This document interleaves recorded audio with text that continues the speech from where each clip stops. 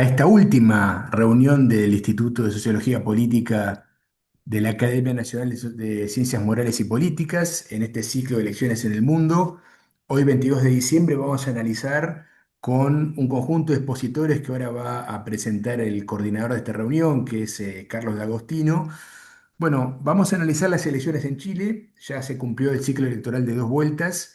Ya hay un presidente electo, que es José Antonio Kast, presidente que estuvo en Argentina recientemente y que ha demostrado una vocación inédita en esta era democrática de alianza con la Argentina de parte del gobierno de la moneda, del nuevo gobierno de la moneda, y creo que eso tiene mucha tela para cortar. También seguramente nuestros expositores van a analizar el proceso electoral, lo que ha significado esta elección.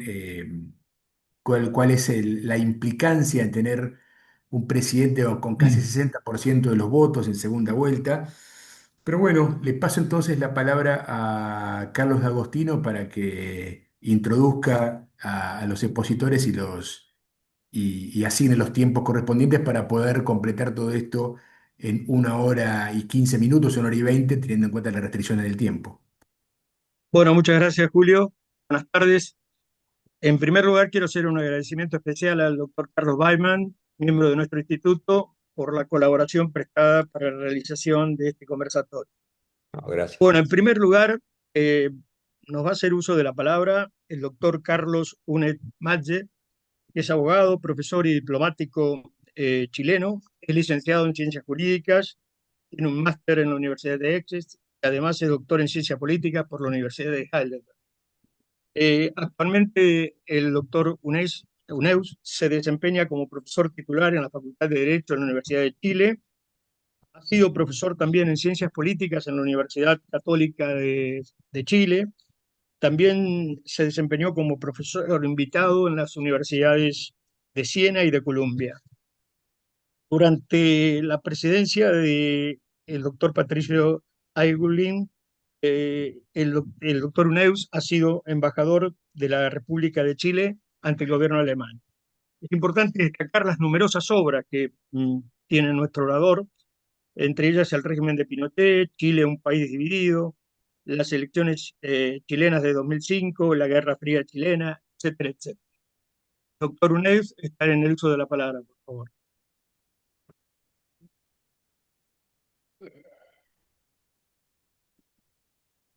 ¿Ah? Bueno, muchas gracias por la invitación y por participar con tan distinguidos colegas y amigos, ¿no? Que no veía algunos de ellos y algunas no las veía hace muchos años. Entonces, como soy el primero que me toca hablar, voy a decir pocas cosas para dentro de los 5 o 7 minutos que tenemos, ¿no? Para que haya una conversación y una discusión interesante. Bueno, el resultado de la elección presidencial de Chile es sorprendente por el mismo, ¿no? Obtuvo en la segunda vuelta el presidente Kast con el 58,2%, superando ampliamente la candidata del oficialismo, la comunista Janet Jara, 41,8%. Este 58,2% es el mayor porcentaje recibido por un presidente elegido democráticamente después de las dos dictaduras que tuvimos en el siglo XX. La primera fue de la del general Carlos Ibáñez entre 1926 y 1931 y la otra la de Pinochet. ¿Ya? El que se le acerca por un punto, lo supera por un punto a Eduardo Frei Ruiz Tagle, que sacó el 58% en la elección, o sea, casi lo empató, o sea, 0,2% la aventajó Kast a, a Frei Ruiz Tagle, ¿no? Él en segunda, esto es importante tener en cuenta los porcentajes de primera vuelta. Yo les puedo adjuntar, enviar después las láminas, Carlos, para que las tengan a mano y nos ahorramos el tiempo de estar traspasándola y mirando ahí los números, ¿no? Es muy importante tener en cuenta los resultados de la primera vuelta, porque en ella hubo tres candidatos de derecha, una candidatura del oficialismo y otras candidaturas menores. Entre las candidaturas menores habría una que no la considera así, no la considero menor, porque ocupó el tercer lugar, que es Franco Parisi. El señor Parisi en la primera vuelta obtuvo el 19,7% de los votos. Es una figura singular en la política chilena porque está radicado en Estados Unidos. No vuelve a Chile porque tiene un juicio de alimentos por su primera esposa porque no le ha pagado los alimentos a sus hijos, ¿ya? Y a pesar de ello, logra, este se ha convertido en el candidato populista que logró el 19,7%. Es su tercera postulación. La primera fue el 2013, que sacó el 10%, después el 2021, que sacó el 12%, y ahora el 19,7%. O sea, tres candidaturas presidenciales. Chile tiene este tema no se ha tocado en los comentarios que se han escrito en las páginas, por ejemplo, del País, en la cual aparece una serie, varios colegas politólogos, no chilenos, chilenos todos ellos, no han tomado en cuenta el aumento del porcentaje de Parisi, porque nosotros tenemos un presidente anterior en cuya cuarta postulación llegó a la moneda, con minoría. Entonces, pensando en el futuro y por el hecho que Kass representó hasta la campaña presidencial una alternativa de derecha radical con algunos componentes populistas, va a tener cuidado, va a tener una situación complicada respecto a la sucesión de su gobierno. Entonces, tres candidatos de derecha, la derecha tradicional con Evelyn Matei, que salió en un cuarto lugar, sacando un 12 como tanto por ciento de los votos, y que significó en términos parlamentarios el desplome de la derecha tradicional y de la exconcertación. La exconcertación fue aplastada por Janet Jara en las primarias de junio pasado. La candidata del oficialismo en ella fue la exministra Toá, sacó un 26% y Janet Jara un 70%. Y la candidata de la derecha tradicional, la del expresidente Sebastián Piñera, que si no hubiese muerto el 2024, habría estado en la presidencia compitiendo voto a voto con José Antonio Kast, se ubicó en cuarto lugar, ¿no?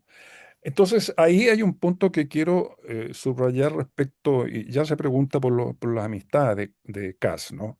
Yo escribí una columna antes de la primera vuelta que no era posible que fuera presidente, él, precisamente por los amigos que tiene, que son Trump, Orbán, Milei, Bukele, Bolsonaro. Él ha visitado las cárceles de El Salvador, se ha reunido en más de alguna oportunidad con Milei, es amigo de Abascal en Vox, etcétera, ha ido a Hungría un par de veces, etcétera.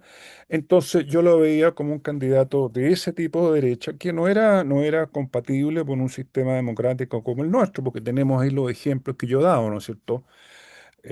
Chile es distinto, siempre se ha dicho que es distinto, pero bueno, es distinto hasta un determinado momento, ¿no?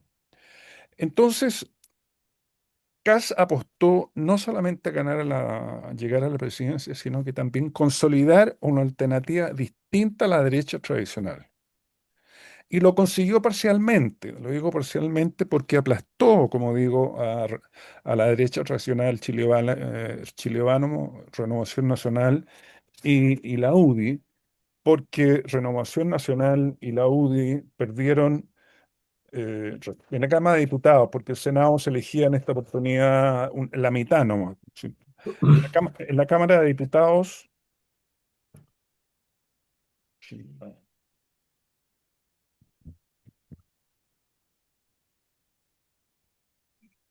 en la elección de diputados, Chile Vamos cayó de tener 53 de 150 diputados que sacó el 2021 a tener 34. Y el partido de Cast, la coalición de Cast, porque es una coalición en la cual está también el Partido Nacional Libertario, que llevó un candidato presidencial, Johannes Kaiser, que sacó 13%, que sorprendió la votación que tiene, y hay que recordar a este señor, porque este también es de la derecha populista, no es amigo Milei, pero está en una derecha muy radical. Entonces, el Partido Republicano obtuvo 31 diputados de 150, más los socios, llega a los 34 que yo le estaba, perdón, a los 61 que tiene, más los que tiene 31 de republicanos, más los del Partido Nacional Libertario y otro partido, ¿no? No tiene mayoría él en la Cámara de Diputados, tampoco tiene en el Senado. Entonces se ha presentado una situación bien especial de un presidente con un apoyo popular aplastante y una precaria situación en el Congreso en el cual se va a tener que entender no solamente con la derecha tradicional que él trató de superar, ya, de reemplazarla, y tenía razón para reemplazarla porque él abandonó la UDI, casi un político tradicional, un político de carrera, yo diría en los términos de Anthony Quinn o un político profesional en los debe, ¿no es cierto? Porque él había sido concejal de la UDI, candidato a presidente de la FEUC cuando era dirigente estudiantil, fue 2 o 3 veces parlamentario, fue jefe de la bancada parlamentaria y postuló en 2 oportunidades a la presidencia del partido y no lo consiguió. Y no lo consiguió por el veto de los coroneles, o sea, el grupo de caciques que dirigía la UDI, hasta que llegó en la tercera oportunidad que iba para o eso dijo, bueno, yo me voy, y se fue con algunos amigos, no con mucho ruido, y se presentó a la candidatura presidencial del 2018 sacando un 8% de los votos. Entonces, su doble finalidad de conseguir llegar a la moneda se consiguió con, con el triunfo presidencial. Pero el nuestro tiene un parlamento y un orden constitucional en el cual el Congreso juega un papel importante y ahí él va a tener que empeñarse, ¿no? Ahora, con sus amigos extranjeros ha llamado la atención la visita a Milei. Un político tiene, para llegar para convertirse en una figura nacional, Kast se ubicó a la derecha de la derecha tradicional. Y ya la UDI estaba más a la derecha, y él se ubicó a la derecha de la UDI, por lo tanto, y en ese espacio político a nivel internacional, los únicos que lo acogieron fueron los interlocutores que he mencionado. ¿Ya? Ahora, desde el triunfo presidencial, Kass ha tenido un discurso bastante sensato y que da cuenta de una racionalidad política y un sentido cívico republicano que lo va a acercar más a lo que es Meloni en Italia que lo que es Milei o Trump. ¿Ya? Que haya visitado en primer lugar a Trump, a Milei, bueno, somos vecinos, es amigo, no, yo no le haría, no haría mayor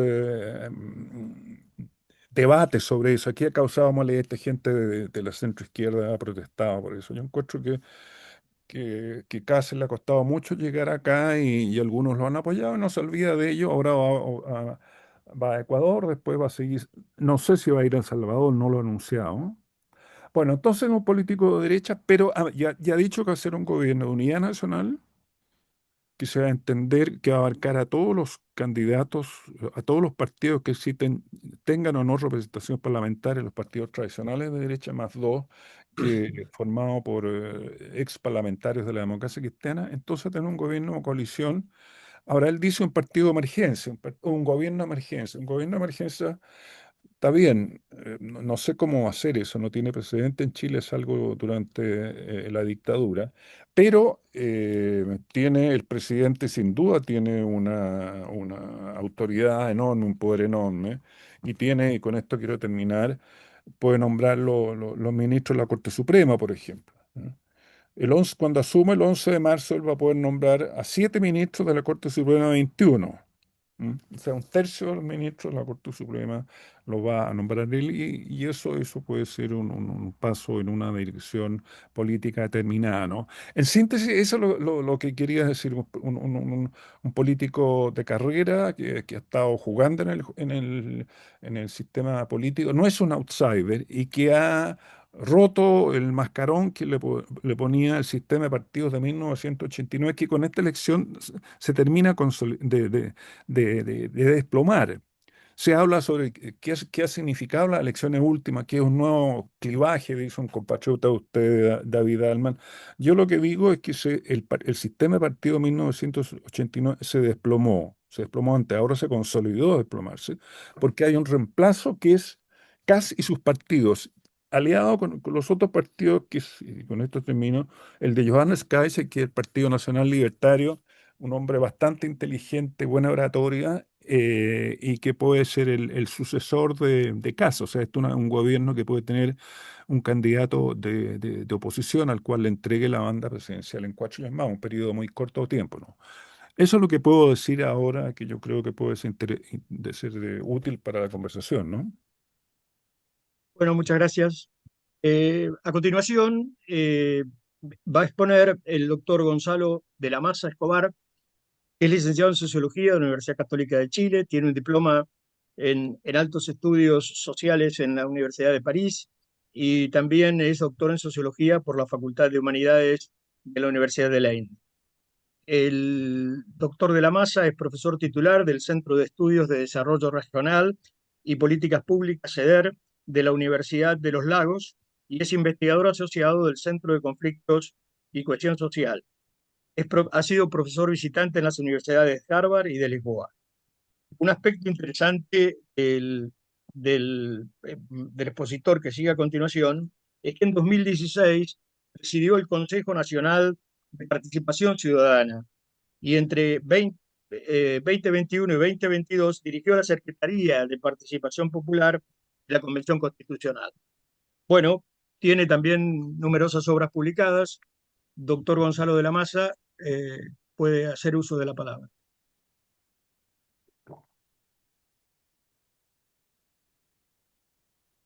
Ok, buenas tardes, muchas gracias por la invitación. Me parece muy interesante discutir con colegas extranjeros acerca de las elecciones chilenas y encima del fenómeno y bueno, en particular con personas que yo las conozco por sus obras, autoras que he leído. Me hubiese gustado que en el panel hubiese habido una mujer, me parece que es una costumbre que no se debe perder. eh, pero estoy muy contento de estar en esta conversación. Voy a poner en esta intervención inicial algunos antecedentes complementarios de lo que mencionó Carlos, que son los antecedentes básicos, pero antes de eso, como un contrapunto. Y el planteamiento va a ser que el triunfo de Kast no es exactamente una novedad, que la derrota del centro y la izquierda venían de antes, ¿no? Es decir, si uno ve los resultados de las últimas elecciones a partir de las parlamentarias de noviembre del 2021, ya la derecha va subiendo su votación. Esa era todavía una votación con voto voluntario. Eso es muy importante porque eso significa que votaba la mitad de la gente que vota ahora, más o menos. Entonces, la primera vez se reinstauró, pero de una manera distinta al pasado, el voto obligatorio, fue para el plebiscito de salida de la Convención Constitucional, para aprobar o rechazar la propuesta. Y en esa oportunidad digamos, la convención fue electa por un 43% del padrón electoral y su propuesta fue evaluada por el 85% del padrón electoral. Entonces, ahí se produjo el quiebre principal que mostró un electorado nuevo, parcialmente nuevo, que está detrás del triunfo de José Antonio Kast en esta oportunidad, pero que en realidad en el proyecto constitucional fue 62%. En la parlamentaria pasada, anterior a esta, también triunfó la derecha. En esta también, ya Carlos dio más o menos los datos. Eh, entonces, este 58% hay que mirarlo también en ese contexto. Es un ascenso que ya venía, que ya está y que tiene que ver muy fuertemente con este nuevo electorado. No es que el electorado chileno tradicional se ha transformado. Los que hacen modelamiento de estas cosas señalan que el votante tradicional, si esto hubiese sido con ese sistema de votación, la votación hubiese sido empatada. Incluso el proyecto constitucional podría haber sido aprobado. O sea, pero la diferencia la hacen, en este caso, hay 2 millones de personas, la diferencia de votación a favor de Kast fueron 2 millones, una parte importante de esos 2 millones provienen de este votante obligado nuevo. El gobierno de Boric en ese contexto mantuvo establemente un 30, 28, 30% de apoyo. La prensa chilena normalmente, incluso los analistas dicen un gobierno muy minoritario. En el contexto actual del continente no es un gobierno muy minoritario, es minoritario, sí, no le alcanza para la mayoría, pero mantuvo su 30% hasta el final, sin caer en los porcentajes bajísimos de apoyo en las encuestas que normalmente se tienen. La candidata, Janet Jara, la candidata del oficialismo, a mi juicio, y aquí también difiero de otros análisis, tuvo buen desempeño, un buen desempeño, obtuvo el 42%, 1.800.000 votos entre primera y segunda vuelta, donde no había de dónde sacar. Es decir, ella tenía como posibles, digamos, votos que se suman, el de dos candidatos francamente marginales, Marco Enrique Ominami y Eduardo Artés, que le aportaban 200.000 votos, 240.000 votos. Obtuvo 1.800.000 votos más. Y entonces estuvo por sobre el desempeño del gobierno, y en realidad era la candidata. El Kast siempre tuvo la estrategia de decir, ella es la continuidad del gobierno de Boris, lo cual era obvio, ella había sido ministra, digamos, se trató de enmarcar de eso, pero eso no era posible enmarcarse. Entonces, Kast al mismo tiempo es extraordinariamente exitoso, solamente agrego a lo que ya dijo Carlos, él impone su estrategia fue no tener primarias, no aceptarle las primarias a Chile Vamos, a la derecha tradicional, sino competir directamente en primera vuelta. Y la crítica que se le hacía, que con eso iban a perder, simplemente los que perdieron fueron los demás. Él obtuvo, digamos, menos que Janet Jara, menos votos menos porcentaje que el que había obtenido la elección anterior. ¿Ah? O sea, tampoco es que sea un desempeño tan grande en la primera vuelta, pero subordina a la derecha tradicional completamente. Si la derecha tradicional no duda un momento en aceptar ese triunfo y en señalar que van a estar detrás de él. No es tan extraño porque, tal como dijo Carlos, es un político que viene de ahí. Es decir, no, él no tiene, si bien salió por la derecha, actualmente tiene otro presidenciable más a la derecha, que es Johannes Kaiser, por una parte, y por otra parte, culturalmente, digamos, y en términos de cultura política, pertenece al mismo sector. O sea, no le va a costar, incluso más, uno podría pensar que la UDI puede tener serios problemas de subsistencia, ¿ah? Porque un liderazgo de CAS que se proyecte podría simplemente fagocitar particularmente a la UDI. Y se alía para la parlamentaria con Johannes Kaiser, lo cual le da un buen rédito parlamentario, aunque no le da una mayoría así tan sencilla. Tampoco es tan nuevo lo de la derecha tradicional. La derecha tradicional resiste en el Parlamento con el debilitamiento que ya se señaló, pero es su tercer fracaso presidencial, así neto. Con el único que lograron triunfar fue con Sebastián Piñera, en dos oportunidades. Pero contra la presidenta Bachelet en su segunda oportunidad fue Evelyn Matei, perdió ampliamente. Luego intentaron con un outsider, digámoslo así, una figura no partidaria, Sebastián Sichel, llegó quinto, creo, no estoy seguro, cuarto, quinto. Y ahora Evelyn Matei, que ocupó el liderazgo en las encuestas, simplemente cuando empezó la campaña no tuvo ninguna capacidad de proyectarse. ¿Qué es lo nuevo, nuevo? Kaiser, Johannes Kaiser, el nacional libertario, y Parisi. Ya los dos los ha mencionado Carlos. Y también es nuevo que una candidata comunista haya liderado la coalición del oficialismo, desde la democracia cristiana hasta el Partido Comunista, ¿no? De una manera sin disminuir la votación propiamente tal. Cristóbal Rovira publicó los resultados de una encuesta que hizo inmediatamente previo a esta elección, donde trataba de simular un escenario con otras candidaturas del oficialismo, especialmente con Carolina Toá, que, digamos, la matemática electoral diría, bueno, una candidatura más de centro hubiera tenido mejor rendimiento que una comunista, y él muestra que no es así, ¿no? Que ni con ella, ni con Tomás Bodanovich, que es un líder del Frente Amplio Emergente, alcalde de una comuna muy grande, sacan el mismo porcentaje. Es decir, esa votación de Janet Jara es la votación del bloque, ¿no? No hay más ni menos. Y por lo tanto, mi interpretación es que lo esencial, lo crucial fue, ya fue en 2022 el voto obligatorio. ese es el gran cambio, porque eso sí, como todas las elecciones después de esa, del plebiscito, van a continuar, son y van a seguir siendo obligatorias, y va a seguir participando más o menos el 85% de la población, va a tener consecuencias. Pero eso es y ese es un voto rechazo. Ese votante obligado nuevo es un voto de rechazo al gobierno, a la política. Es un votante que ya se había retirado del proceso electoral a partir de la instauración del voto voluntario.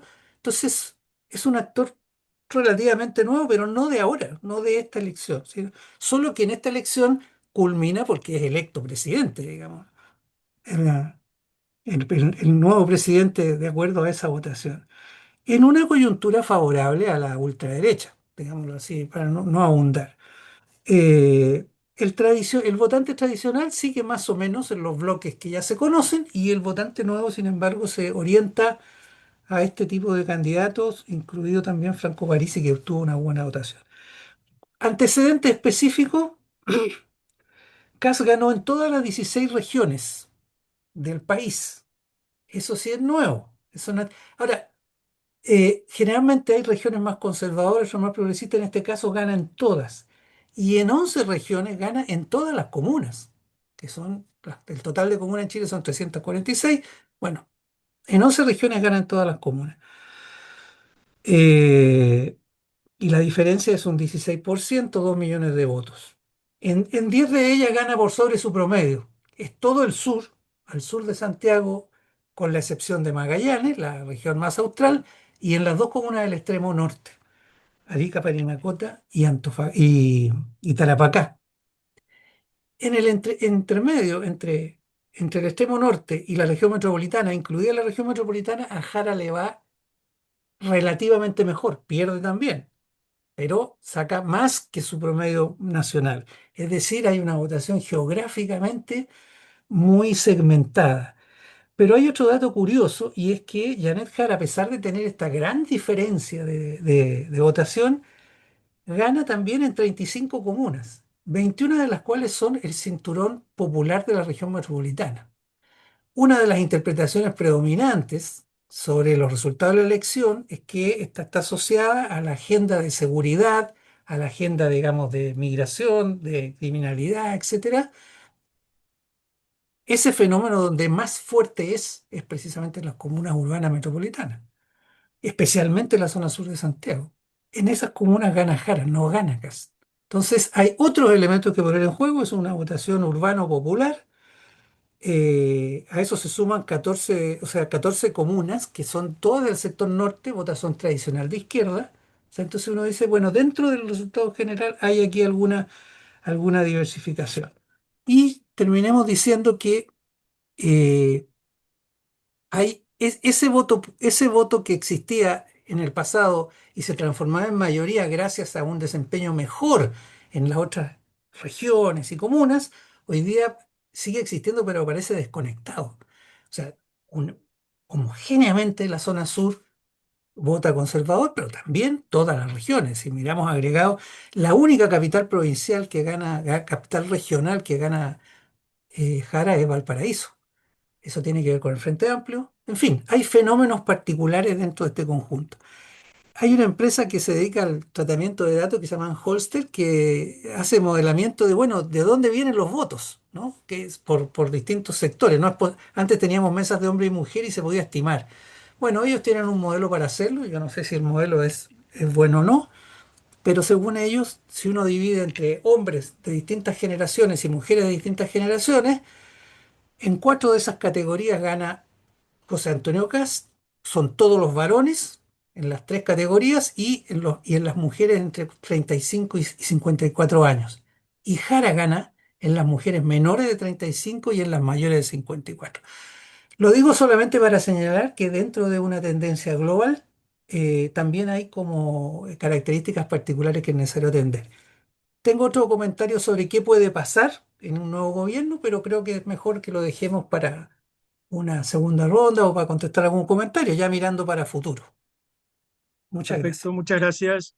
Eh, Seguidamente nos va a hacer uso de la palabra Francisco Lucha Sánchez, que es doctor en licenciado y doctor en Ciencias Políticas por la Universidad de Salamanca, España. Es miembro del proyecto de élite parlamentarias latinoamericanas de la PELA y USAL.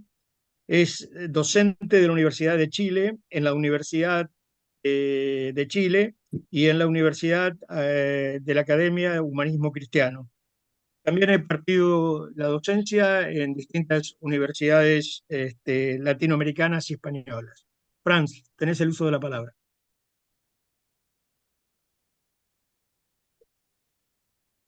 Ahora, Franz. vale, perfecto, sí. Muchas gracias por la presentación, por la invitación y es un placer compartir con todas vosotros y con todas vosotras.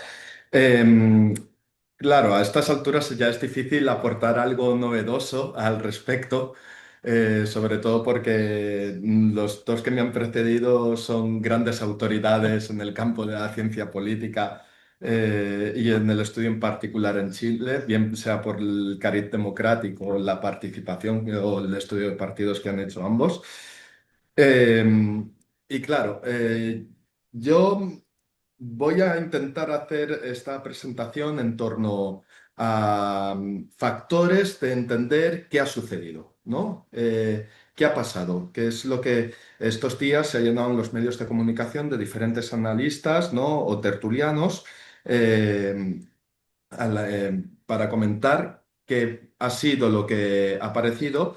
Yo estoy en desacuerdo en una gran mayoría de los análisis que se hacen, pero porque creo que no se tiene una visión general y de hecho de los más acertados son aquellos que menos acuden a los medios de comunicación, ¿no? Eh, Creo que hay tres factores fundamentales. Primero es el escenario global en el cual nos movemos, por un lado. Otro sería el gobierno, el gobierno de Gabriel Boric, cómo se ha conjugado y configurado durante estos 4 años. Y por último, ha sido el desempeño que ha tenido durante 4 años el gobierno, perdón, la oposición y en concreto José Antonio Caz.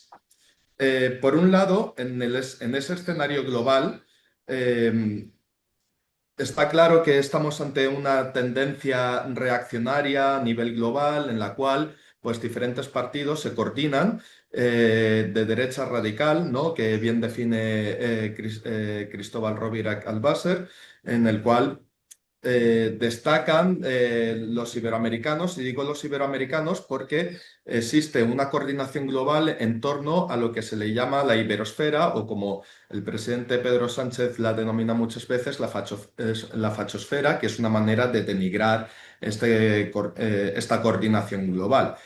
No obstante, debo decir que les sale muy bien la jugada, se coordinan perfectamente, intercambian diferentes planteamientos, estrategias en las cuales hacen medrar a los gobiernos que están vigentes y poder alcanzar ellos la máxima cuota de representación posible y en concreto lo que viene siendo las presidencias, ¿no?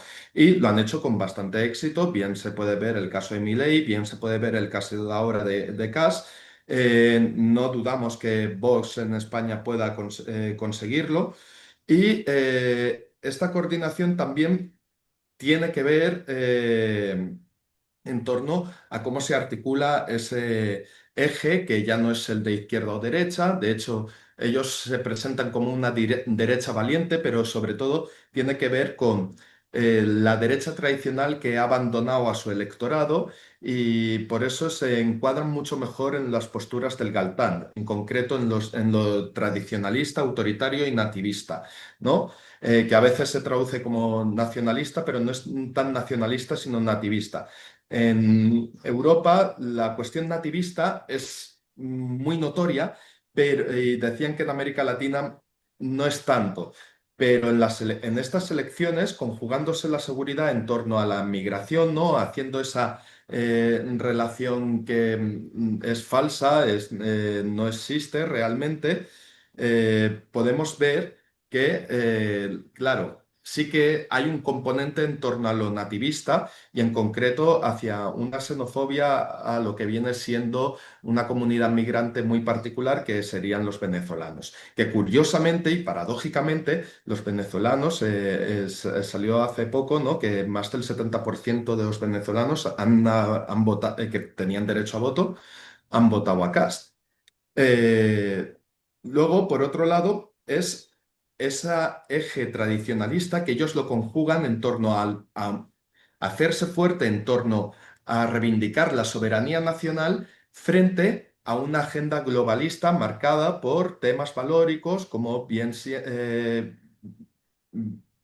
siendo el feminismo por un lado, ideología de género como le llaman, por otro lado la cuestión LGTBI y ya por último el ecologismo, desarticulando y desactivando totalmente estas luchas, estos movimientos sociales que además en el último tiempo, en los últimos años, no se han visto tan presentes socialmente y mucho menos en la calle.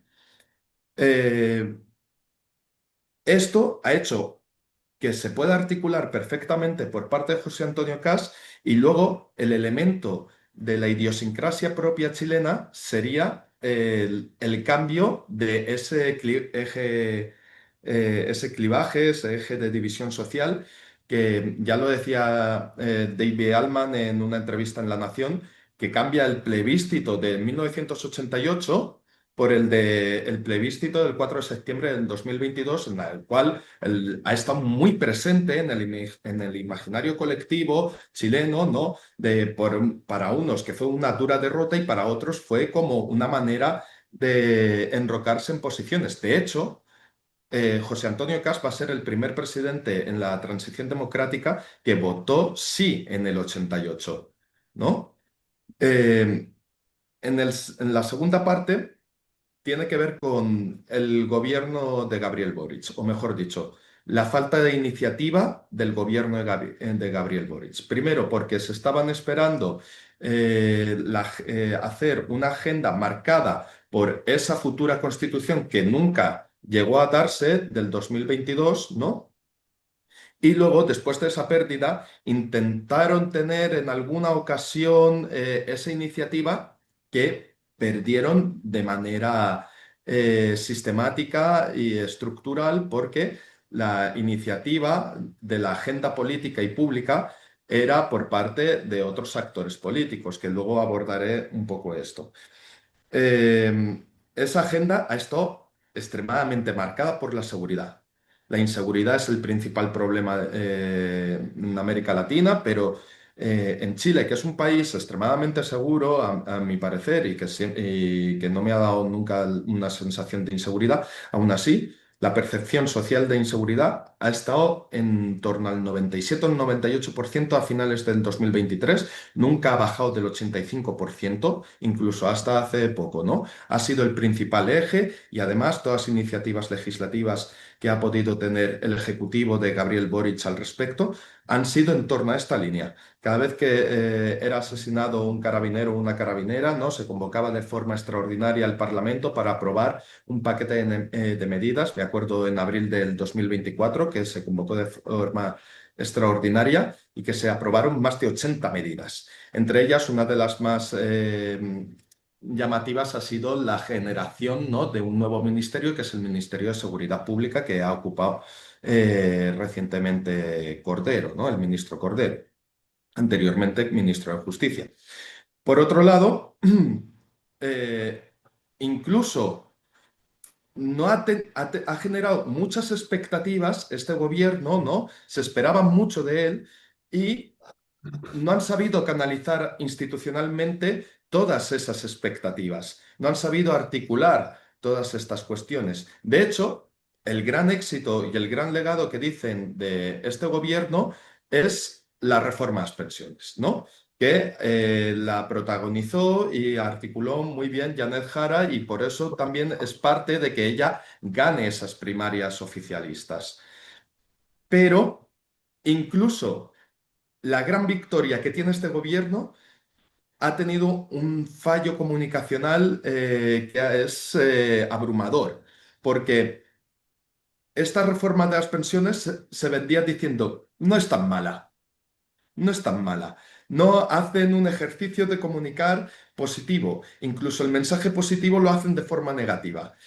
A diferencia de, por ejemplo, que hace esta derecha radical de manera globalista, que se habrá visto en diferentes anuncios de YouTube a la secretaria del gobierno de Trump, Christine Noem, ¿no? Que algo tan negativo como es la deportación y expulsión de migrantes de su país, lo dicen de forma positiva. Y es más, el vídeo comienza diciendo, si usted está de forma irregular en Estados Unidos, no se preocupe, pronto volverá a ver a su familia. Es una manera de comunicar que ha sido muy peyorativa para este gobierno, le ha pasado factura y en cambio esta derecha radical en la manera de coordinarse sabe perfectamente cómo hacerlo. El propio Kass lo ha hecho, ¿no? No va a expulsar migrantes, va a invitar a que se vayan. Esto lo ha dicho durante la campaña.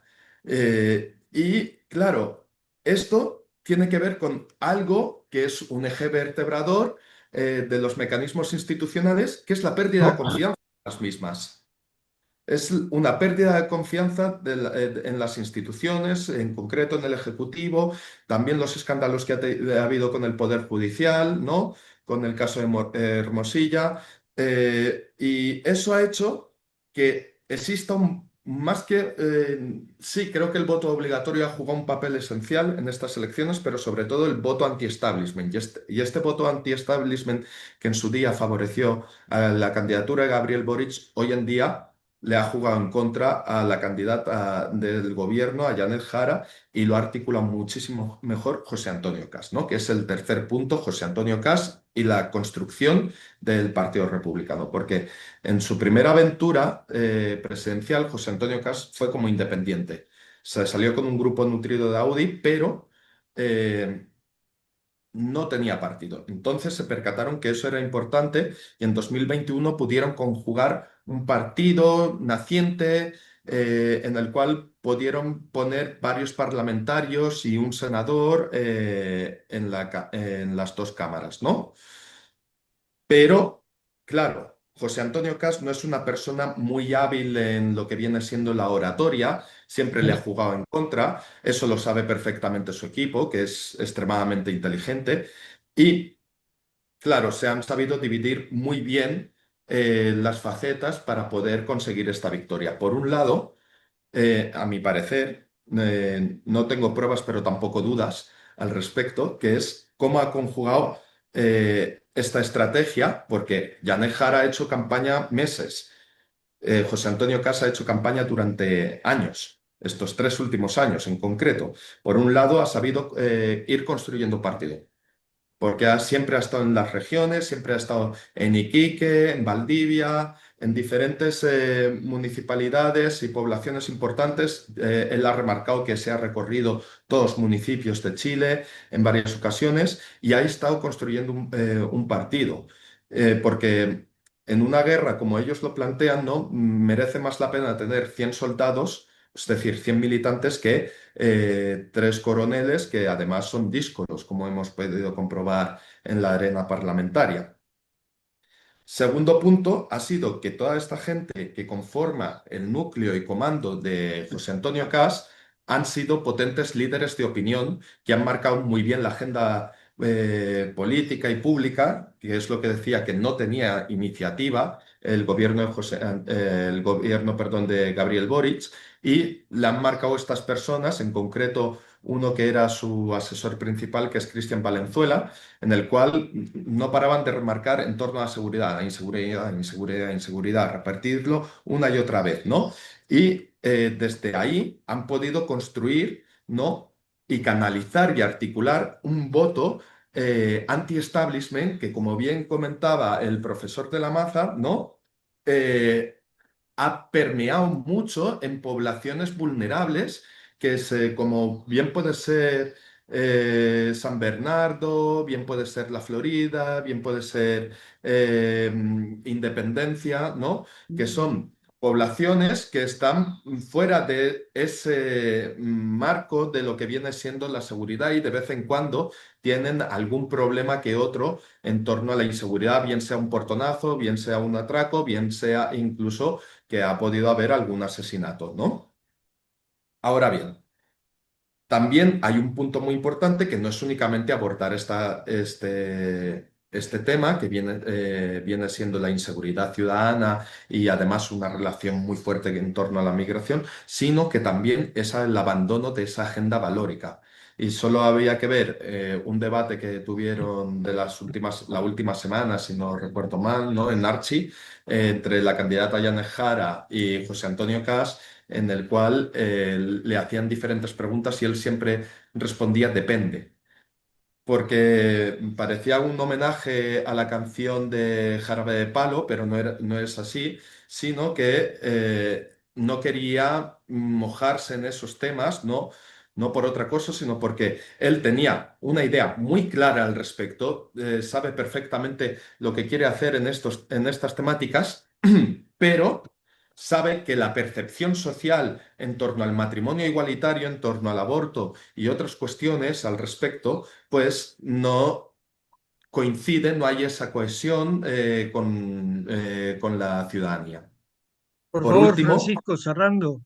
Bueno, sí, eh, sí, por último, disculpa el eh, caso. no pasa nada. Me gustaría remarcar algo que ya han hecho mis predecesores, que es al candidato. No sé lo que va a pasar con Franco Parisi, pero sí que lo dejo abierto para debate, que es el dilema Kaiser, le llamo yo. Si va a entrar o no al gobierno, porque claro, eso le da una mayor promoción institucional siendo ministro, pero al mismo tiempo es la manera de intentar articular eh, esa derecha radical desde fuera y poder ser como una manera que, como bien decían mis colegas, pues pueda ser el próximo presidente de Chile dentro de 4 años y que le entregue José Antonio Caz la banda presidencial a él. Bueno, muchas gracias, Francisco.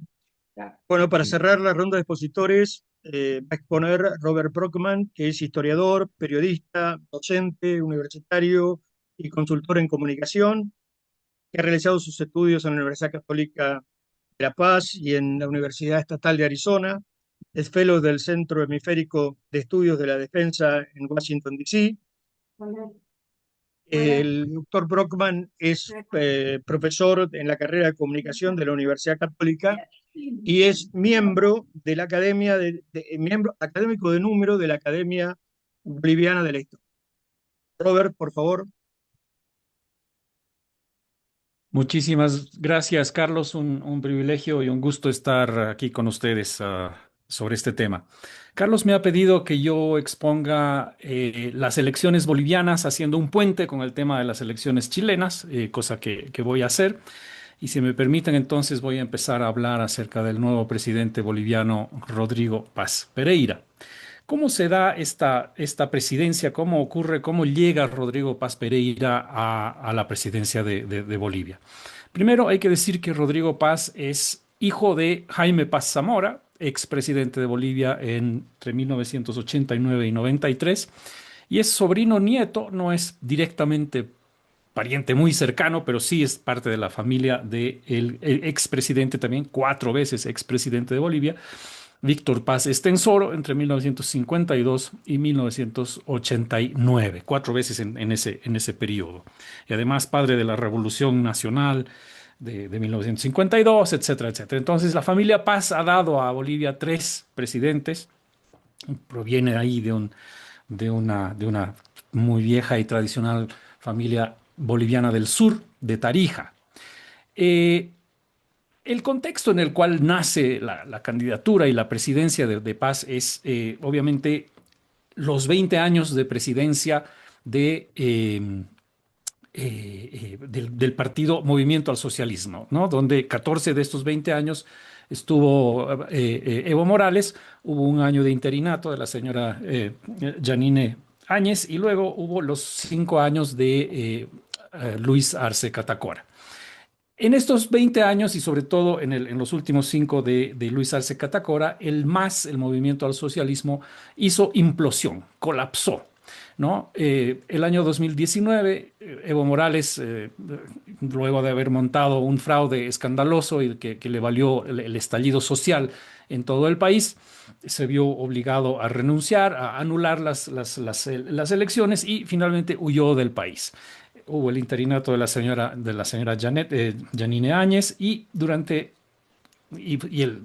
digamos, el sucesor designado para las elecciones que tuvieron lugar en el 2020 fue Luis Arce Catacora. En ese periodo de Luis Arce Catacora, Evo Morales pretendió seguir gobernando, ¿no? Pretendió seguir siendo el presidente, pretendió querer nombrar a los altos mandos militares y nombrar ministros, etcétera, etcétera, a lo cual obviamente Luis Arce no admitió.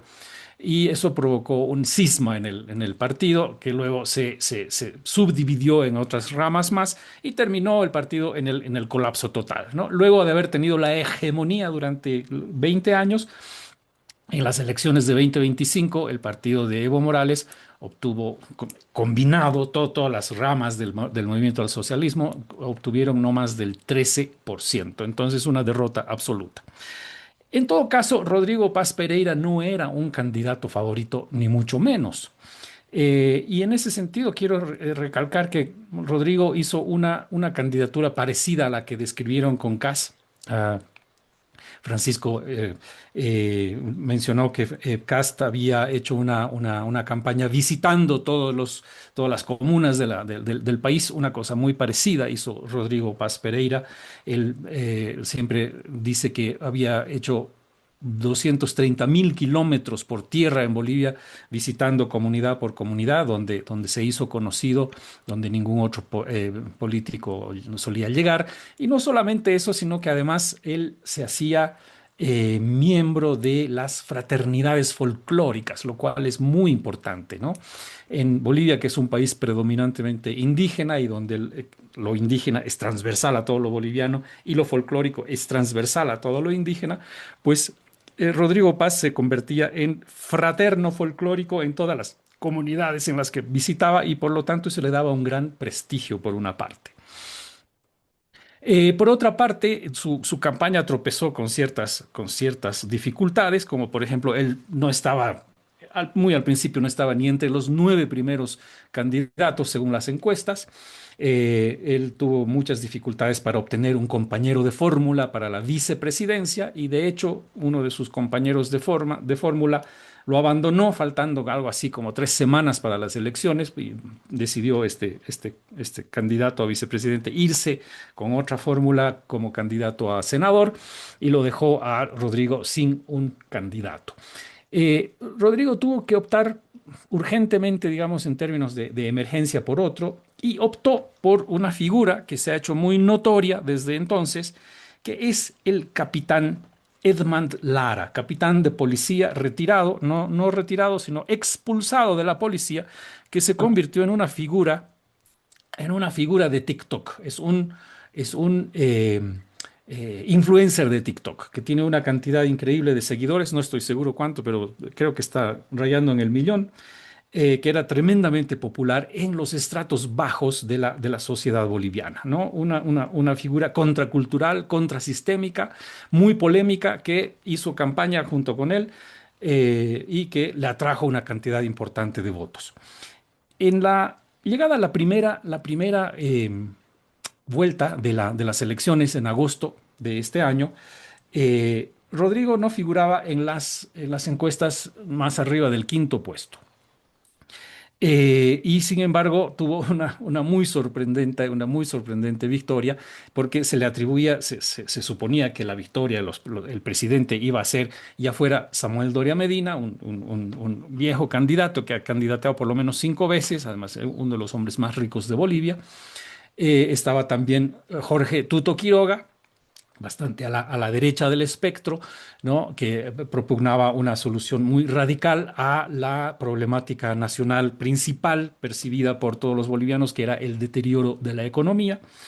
Y ellos dos iban a ser, seguramente, con toda seguridad, según las encuestas, uno de los dos iba a ser el ganador y los que iban a correr en la segunda vuelta. Sorpresivamente, Rodrigo Paz obtuvo el primer lugar en la primera vuelta.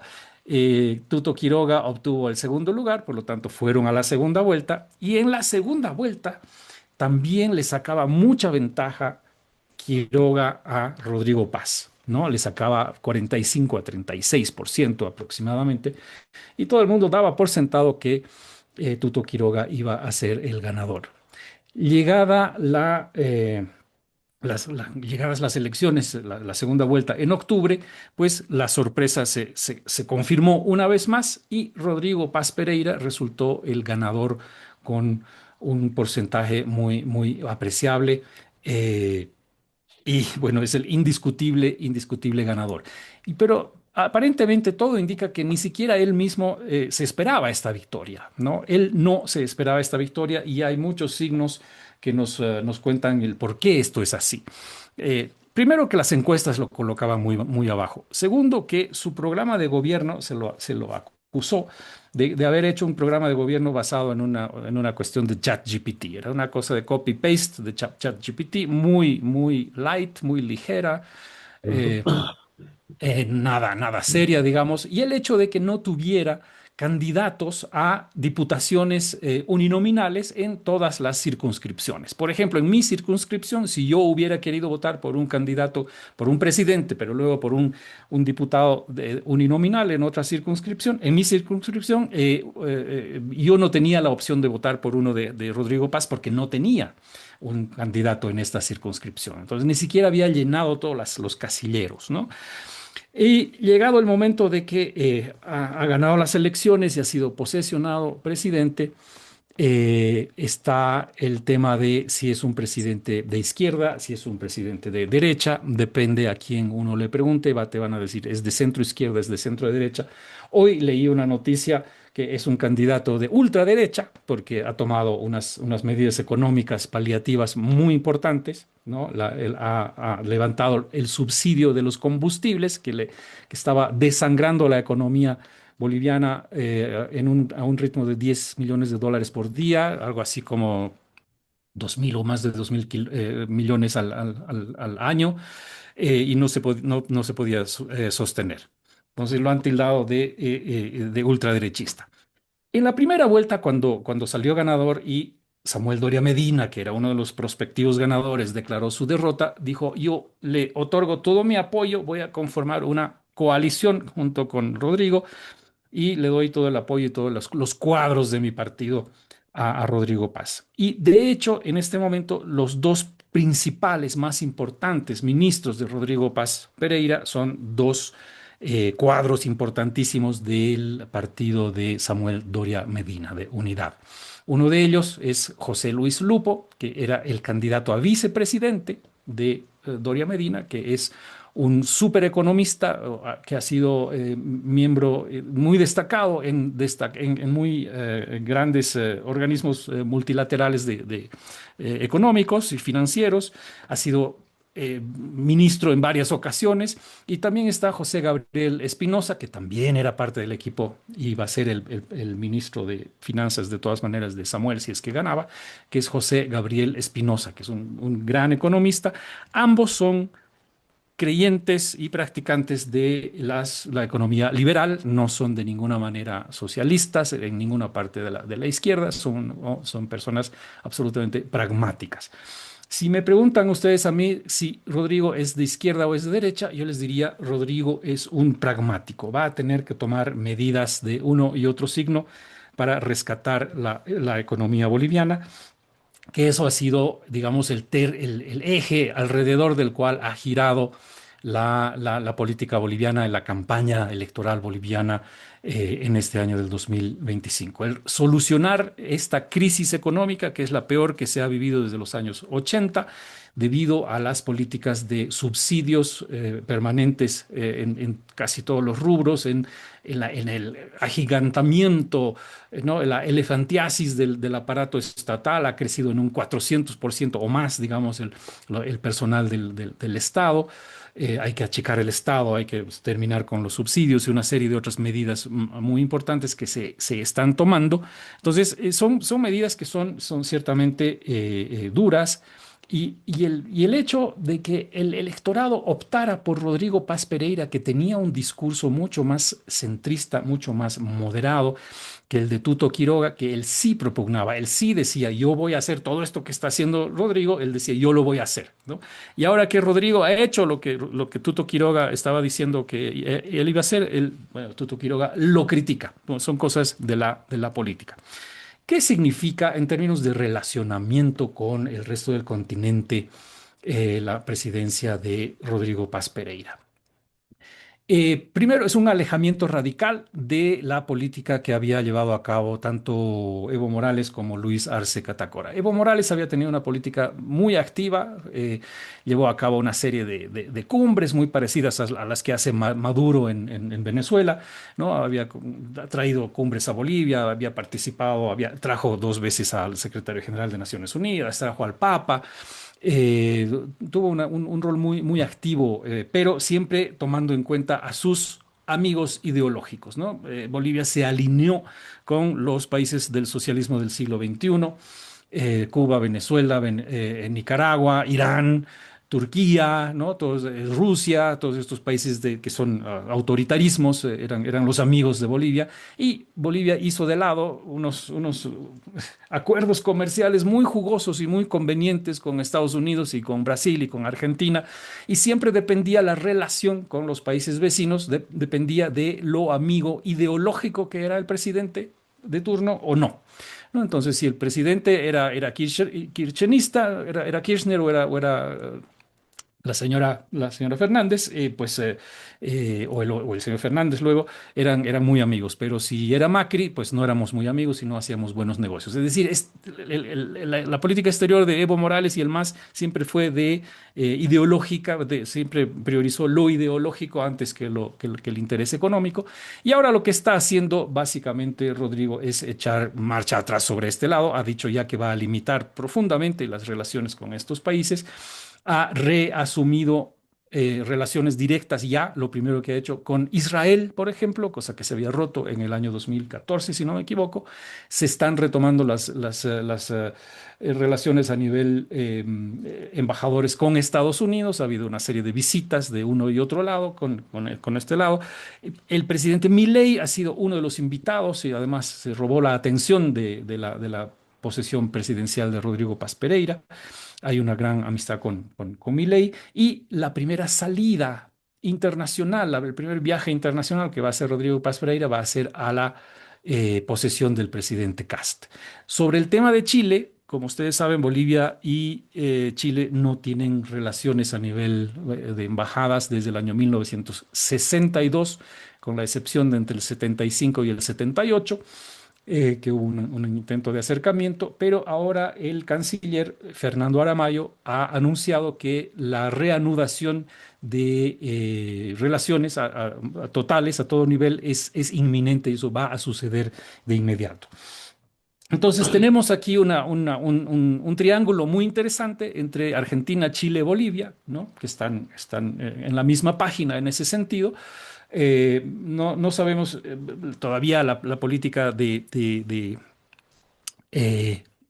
de Rodrigo Paz Pereira respecto de otros temas como la inmigración. En Bolivia no existe una inmigración ilegal que sea significativa, por lo menos, pero estos son sus nuevos amigos, ¿no? Es decir, estamos alineados, estamos de regreso de alguna manera en Occidente, podríamos decirlo así.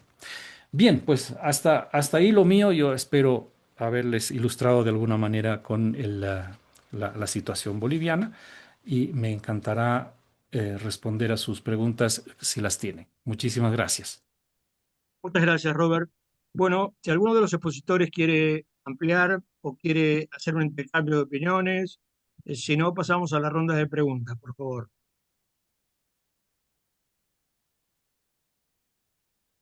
Bueno, eh, eh, ¿alguna, ¿alguno de los presentes quiere hacer una pregunta? Bueno, voy a hacer el disparador.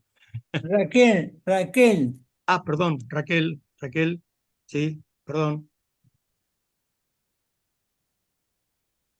Raquel. Sacaba el micrófono, perdón, Ah, perdón. Eh, bueno, primero, muchísimas gracias a los invitados.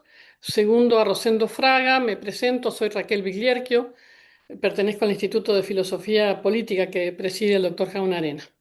A todos agradezco. Las preguntas, si se me permite, son una, ¿por qué creen que el centro, las democracias no polarizadas, no han tenido lugar en los tres países? Y segundo, sobre todo en Chile, ¿qué cambios se esperan? ¿Qué cambios espera la sociedad más allá de la seguridad y la migración con respecto al gobierno de Boric? Que entiendo la corrupción no ha sido como lo que vivimos nosotros previamente al gobierno de Milei. Muchas gracias a todos por compartir este pensamiento. ¿Quién considero que puede responder alguno? Yo puedo contestar a lo de la Bueno, pregunta sobre el desplome del centro, ¿no? El desplome de la democracia cristiana fue una autodestrucción bien antigua que arrastraba historia desde el gobierno de Eduardo Frei Montalva. Un proyecto reformista, una tercera vía antes de tiempo, que tuvo una triple oposición y por lo mismo tuvo un desenlace que no esperaba Frey, que fue una oposición desde la izquierda, que lo consideraba que era la otra cara del imperialismo, de la derecha, que consideraba que estaba trayendo el comunismo, y del propio Democracia Cristiana con una izquierda con sectores radicalizados, que se convirtieron al marxismo, al leninismo y que admiraban la Revolución Cubana. Entonces, eso no dejó de contagiar a la democracia cristiana, se quebró en dos oportunidades. El año 69 surgió el MAPU y el 71 la izquierda cristiana que se sumaron al gobierno de la Unidad Popular.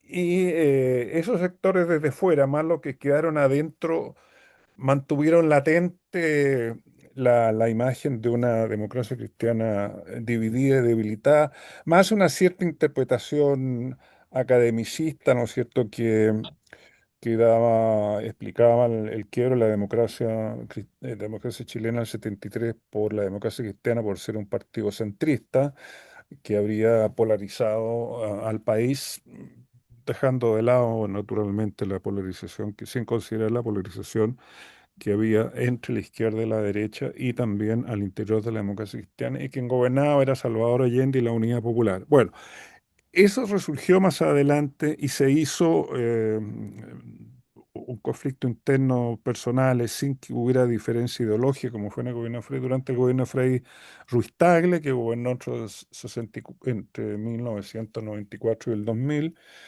el presidente no fue líder de la coalición gobernante, no líder del partido. El partido se fue todo en una pelea tremenda y en la elección presidencial hubo primarias para elegir al tercer presidente que elegiría. Resultó elegido Ricardo Lagos, de izquierda, apoyado por un sector importante de la democracia cristiana, y no a Andrés Saldívar, que era el dirigente histórico de la democracia cristiana.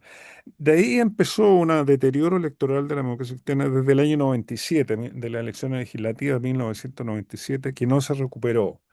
Entonces ahí doy una explicación político interna. No quiero dar explicaciones contextuales de la secularización, de la crisis de la Iglesia Católica, la modernización. No, una autodestrucción. Y cuando los partidos se autodestruyen por conflictos internos, Chile no, la democracia cristiana no es el único caso. La UCD en España fue un caso antes muy paradigmático. Es una explicación. Respecto a lo segundo, eso prefiero dejarlo de lado porque eso da para más tiempo, ¿no? Es una incógnita lo que va a hacer lo que va a hacer Kast, qué gobierno, quiénes van a ser sus ministros, si van a ser políticos, van a ser empresarios, hombres de negocios.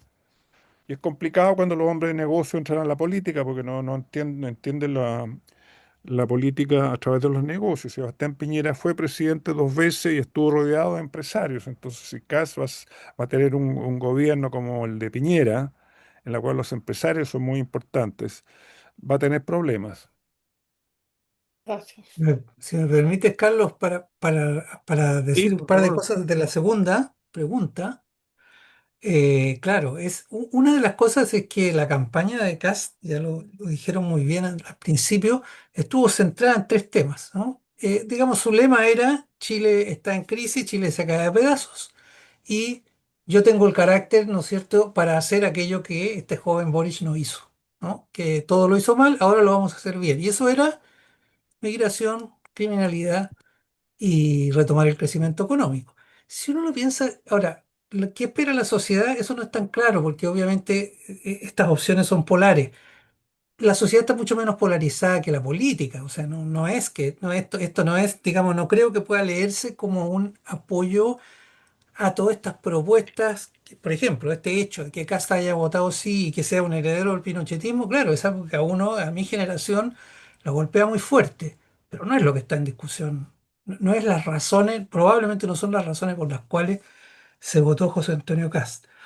Y lo mismo sucede para el caso de Janet Jara, o sea, es lo que mencioné antes, o sea, el hecho que sea del Partido Comunista, primera vez que sucede que una candidata comunista obtiene ese porcentaje, no parece ser un punto fundamental. Pero si uno piensa en la coyuntura en la que estamos, bien lo acaba de decir el colega boliviano, hay una coyuntura internacional favorable para Kast. Evidentemente, la visita a Argentina normalmente es la primera visita de un presidente una vez que asume, pero Kast está tratando de imponer una situación en la cual él gobierna desde ya. ¿Ah? Es como: Boric no puede hacer nada y yo lo voy a arreglar y voy a empezar a arreglarlo de inmediato. Entonces, ahora eso tiene un jefe, ese giro, que es Trump, ¿no? O sea, aquí, y Trump, ¿qué es lo que obviamente le puede dar un respaldo, pero Trump solamente propone subordinación. Y la subordinación geopolítica significa: aléjese de China. Chile tiene su principal socio comercial en China, por lo tanto, diríamos que con Trump puede tener sintonía ideológica y puede tener un espacio ahí, y con sus colegas de América Latina, pero Chile es un país completamente globalizado que apostó todo a una globalización. Y bueno, ahí eso lo dejo un punto. Y también las iniciativas de Trump, uno no sabe cuánto tiempo van a durar, que también es eso. Una segunda cosa es que en términos económicos yo creo que tiene muy buena.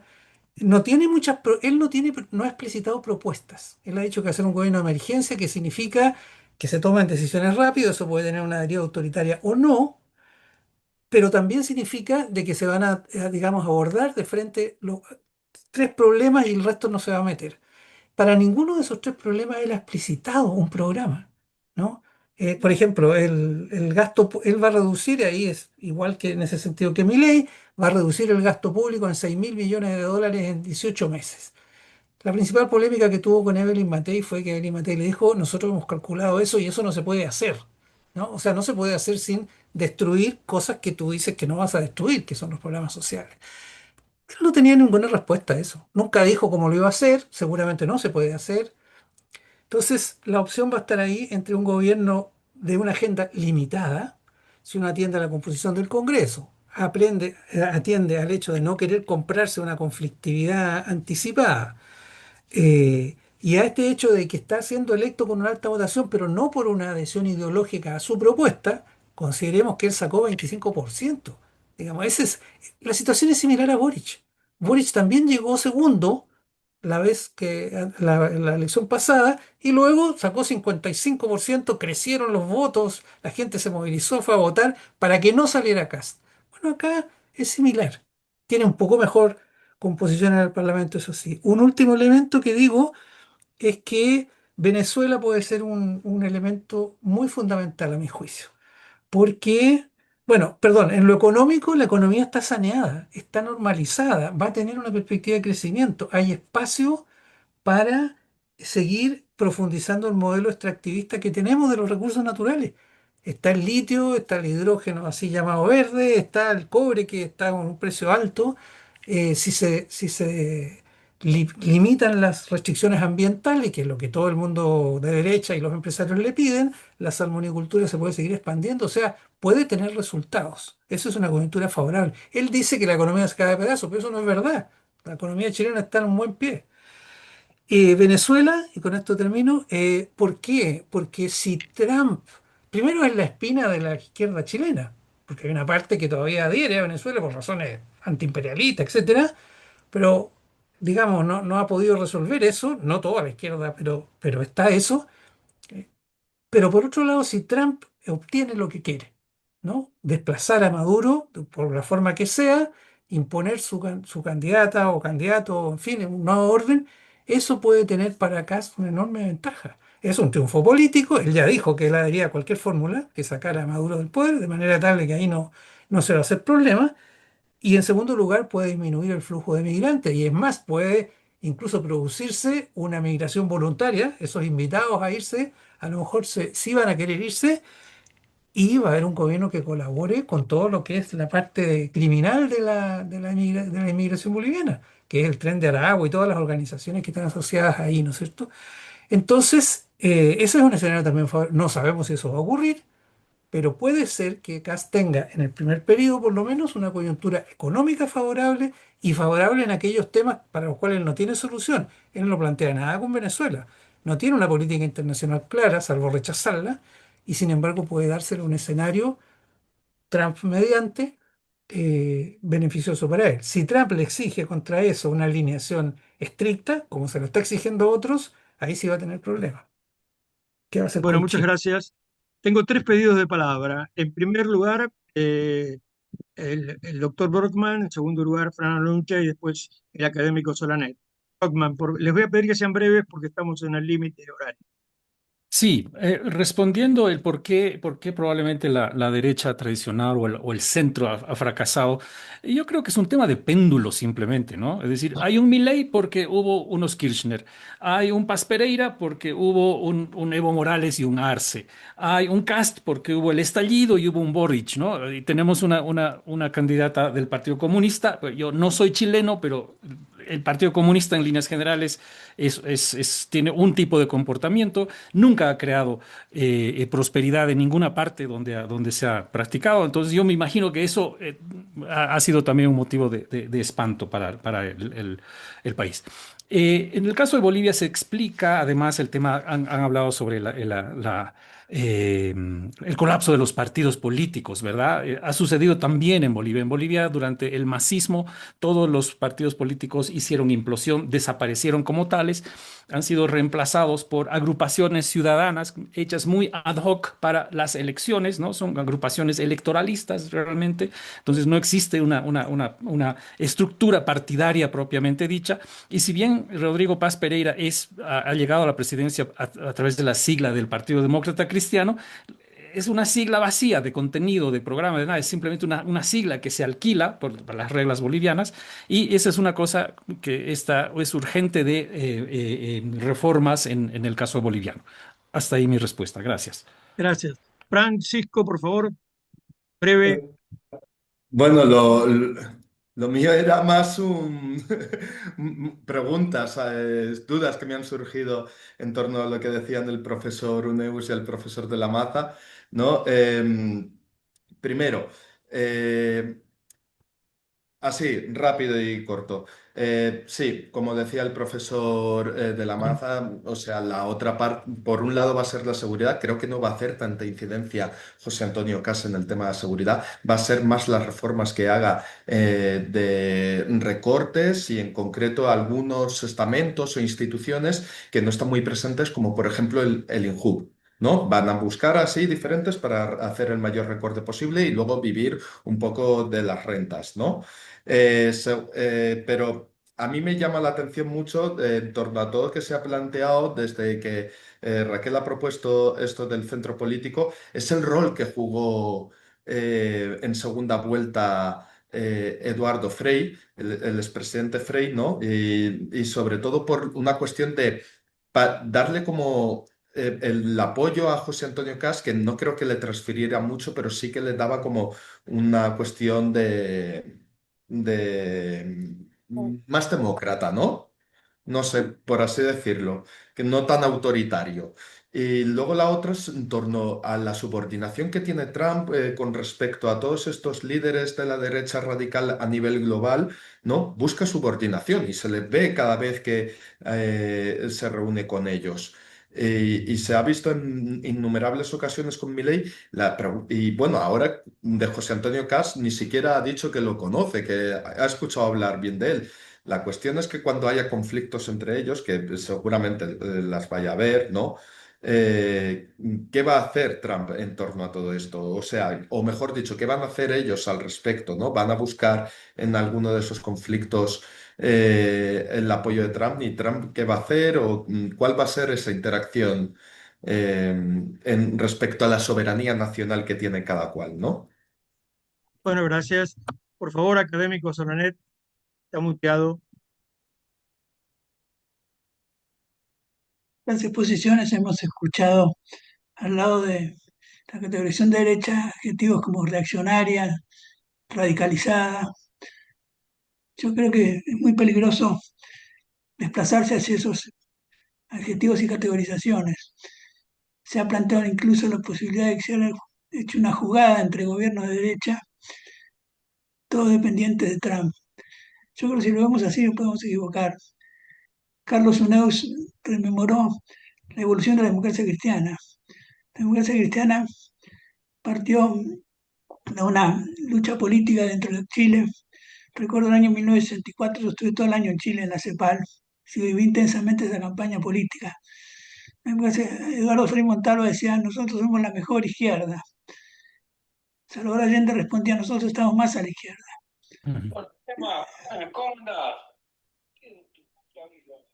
Bueno, Hola. sí, Sí. eso generó una evolución, una tendencia del discurso que terminó años después, porque esa elección la ganó Eduardo Frei Montalva con la ayuda de los votos conservadores, pero terminó con una experiencia dramática para Chile, que fue un gobierno socialista extremo, eso sí que fue extremo, que deshizo la economía chilena y la sociedad chilena la despedazó, y todas las consecuencias que eso produjo. Yo creo que ahora tenemos que tener cuidado en estas cosas. El gobierno de Milei no es un gobierno radicalizado ni de extrema derecha, es un gobierno que tiene una visión liberal de la economía y de la sociedad, que tiene un presidente extravagante que ha hecho una alianza internacional basada básicamente en Occidente, incluyendo Israel y Estados Unidos, y está cerca, más cerca de Trump que de otros presidentes, sí es verdad, pero no hay una sujeción, no hay una jugada, no hay una intencionalidad mafiosa acá, no estamos frente a un fascismo, por lo menos eso es lo que veo. Si no lo vemos así, nos podemos equivocar seriamente. Gracias. Bueno, muchas gracias. Julio Burman quiere hacer un comentario, pregunta. Gracias, Carlos. No, una pregunta cortita para Robert, en el marco de lo que expuso sobre, bueno, después de la victoria de Cast en Chile, sobre la relación entre Bolivia y Chile que podría cambiar. eh, ¿Cómo sería el panorama? ¿Qué sabemos de la relación entre Bolivia y Paraguay? Bueno, la relación entre Bolivia y Paraguay es una relación absolutamente normal, ¿no? Son dos países que han estado en guerra en los años 30, han tenido la guerra del Chaco. La relación ha sido completa y totalmente normalizada. El último resabio de la guerra del Chaco tuvo lugar hace unos 10 o 15 años cuando se reconoció formalmente uno de los últimos hitos fronterizos que faltaba regularizar. No hay absolutamente ningún reclamo de ninguna naturaleza. Y es una relación cordial, simpática, normal de vecinos, que es lo que debería ser la relación con Chile. Bueno, muchas gracias. Bueno, dado la altura de la hora, creo que tiene que hacer el cierre el presidente de la academia, el doctor Rosendo. Muchas gracias, Carlos. Quiero agradecer a los cuatro expositores que han hecho aportes realmente muy importantes para convertir los procesos políticos de la región. Brevemente, para mí Milei y Kast tienen la misma ideología, pero distinta cultura política. ¿Mm? Y ese es un punto muy importante en cuanto, ¿no es cierto?, al tema. Y esto, yo digo, es un punto que es para mí central. Punto. Segundo, hemos tenido Bolivia, Chile y la legislativa de Argentina sin denuncia de fraude, ¿m? Sin que la democracia haya sido deliciada. Que esto es muy peligroso, es muy peligroso, sobre todo después lo que pasó con Trump, final de su primer mandato, y lo que pasó con Bolsonaro, ¿no es cierto?, al final de su primer mandato. Bueno, tenemos una Honduras.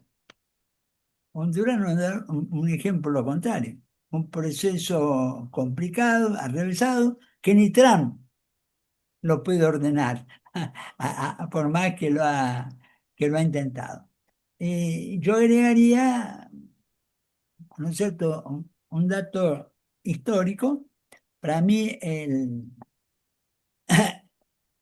año que viene, el que empieza ahora, ¿no es cierto?, se cumplen 10 años de lo que yo llamo, de lo que acá he llamado la irrupción de la derecha radical. ¿Por qué 10 años? Ese año tuvimos el Brexit y el primer triunfo de Trump, que fue, para mí, la primera irrupción de la cultura populista en el mundo anglosajón.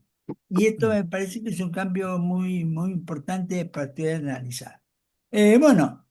Yo muchas cosas tendría para decir porque la reunión me ha parecido muy importante y espero que nos podamos volver a reunir. Muchas gracias por todo. Bueno, muchas gracias. Feliz Navidad y felices fiestas para todos. Gracias igualmente. Para todos, Igual Lorena. a Gracias. todos. Muchas gracias. Carlos.